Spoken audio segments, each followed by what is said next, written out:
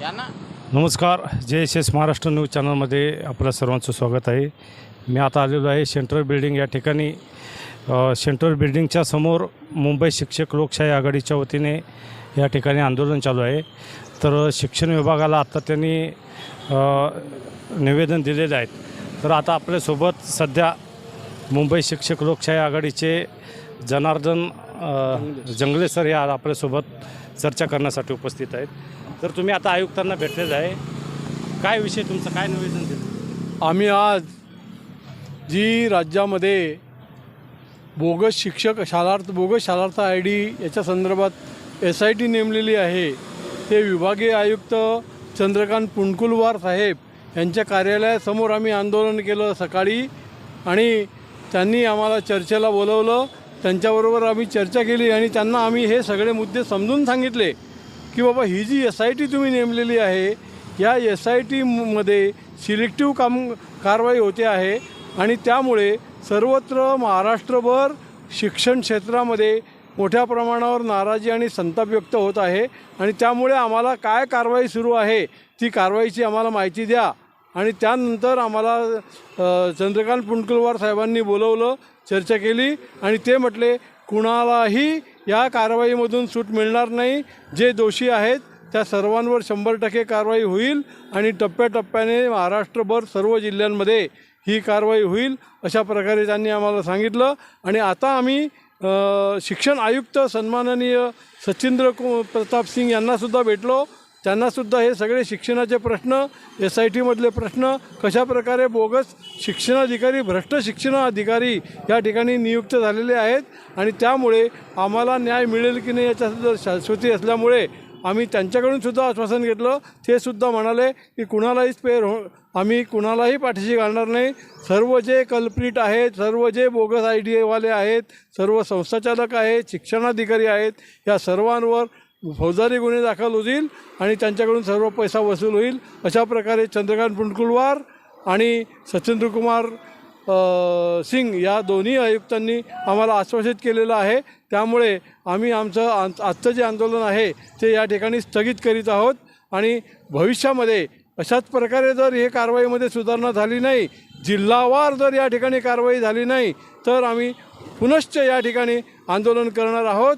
तूर्त आम्ही हे आमचं आंदोलन स्थगित केलेलं आहे. महाराष्ट्रामधून जवळजवळ सर्व नागपूरपासून मुंबईपर्यंत, कोकणापासून लातूरपर्यंत, सर्व सांगलीपासून कोल्हापूरपर्यंत सर्व जिल्ह्यातून कार्यकर्ते या ठिकाणी आलेले आहेत आणि त्या सर्व कार्यकर्त्यांचं अभिनंदन.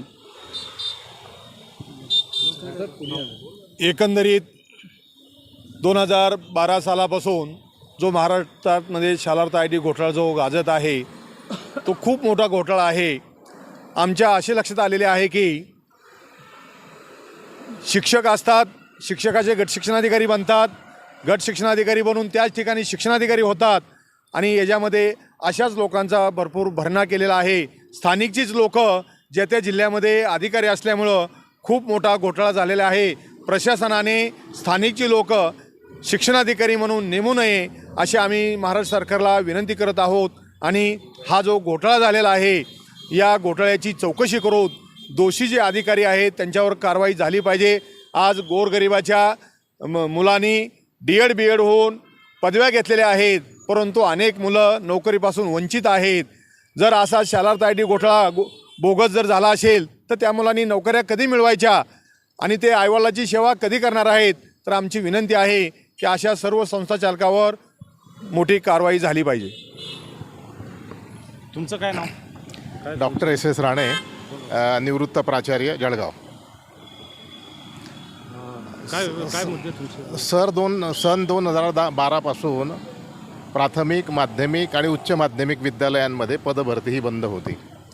पदभरती बंद असल्यामुळे ना हरकत प्रमाणपत्र देणे हे शासन स्तरावर बंद होते आणि पदभरती करण्याची पहिली पायरी ना हरकत प्रमाणपत्र ही देणं ही आहे.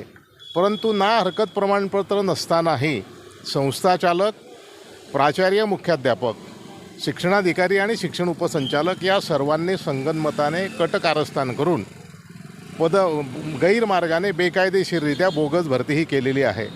ती भरती करताना त्या संस्थाचालकांचे नातेवाईक असतील, त्यांच्या जवळचे असतील, अशा लोकांना त्यांनी नेमलेलं आहे. दुसरी बाब, याच्यामध्ये आर्थिक व्यवहार झाल्याची मोठ्या प्रमाणात चर्चा आहे आणि त्यामुळे जे गोरगरीब पात्र उमेदवार होते त्या पात्र उमेदवारांना अन्याय झाला, त्यांना नोकरी मिळणारच नाही अशी स्थिती निर्माण झाली आणि म्हणून या बोगस भरतीची चौकशी होऊन ही भरती रद्द झाली पाहिजे. संस्था चालकांवर आणि संबंधित अधिकाऱ्यांवर गुन्हा दाखल झाला पाहिजे आणि खरं म्हणजे संघटितपणे हे सगळं झालेलं असल्यामुळे यांना मोका लावला पाहिजे अशी आमची सगळ्यांची मागणी आहे. नमस्कार. काय नाव तुमचं? सौशिला किरण दंडे. मी सावित्रीबाई फुले माध्यमिक उच्च माध्यमिक नळगीर येथे मी उपाध्यक्ष आहे.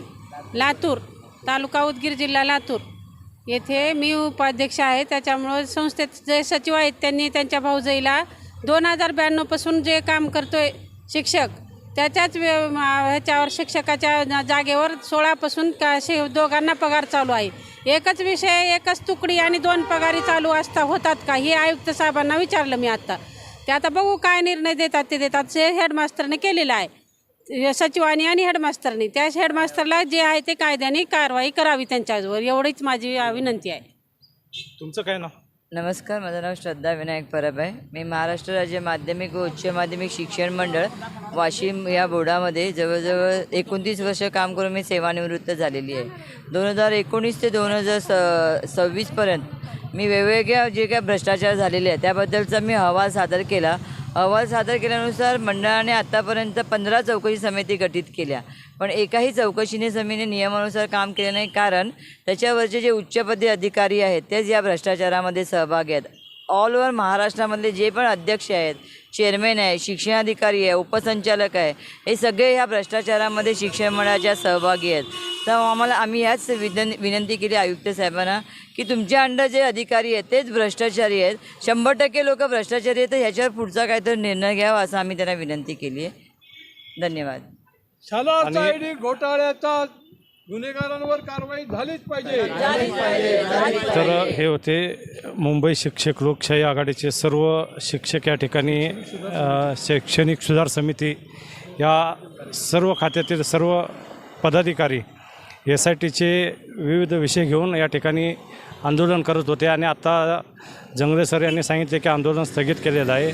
तर हे आज आपल्यासोबत सर्व आपल्या चॅनलसोबत त्यांनी खास चर्चा केलेली आहे. जय श्री महाराष्ट्र न्यूज पुणे.